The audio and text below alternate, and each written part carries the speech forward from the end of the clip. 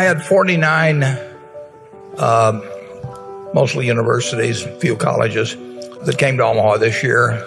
And they asked me what I'd do if I was running a business school teaching investments. And I tell them I'd only have two courses. One would be how to value a business, and the second would be how to think about markets. And there wouldn't be anything about modern portfolio theory or beta or efficient markets or anything like that. We'd get rid of that in the first 10 minutes. But if you know how to value a business, and you don't have to know how to value all businesses. On the New York Stock Exchange, I don't know, there's 4,000 or 5,000 probably businesses, and a whole lot more on NASDAQ. You don't have to be right on 4,000 or 5,000. You don't have to be right on 400. You don't have to be right on 40. You just have to stay within the circle of competence, the things you can understand, and look for things that are selling for less than they're worth of the ones you can value. And you can start out with a fairly small circle of competence and learn more about businesses as you go along, but you'll learn there are a whole bunch of them that simply don't lend themselves to valuations, and you forget about those.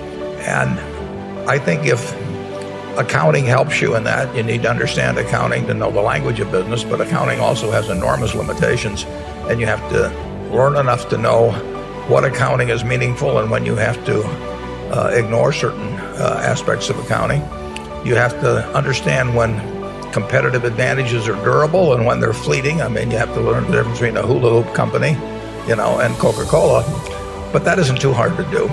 And then you have to know how to think about market fluctuations and really learn that the market is there to serve you rather than to instruct you. And to a great extent, that is not a matter of IQ. If you're in the investment business and you have an IQ of 150, sell 30 points to somebody else because you don't need it. I mean, you need to be reasonably intelligent. You do not need to be a genius at all. In fact, it can hurt. But you do have to have an emotional stability. You have to have sort of an inner peace about your decisions because it is a game where you get subjected to minute-by-minute stimuli where people are offering opinions all the time. You have to be able to think for yourself.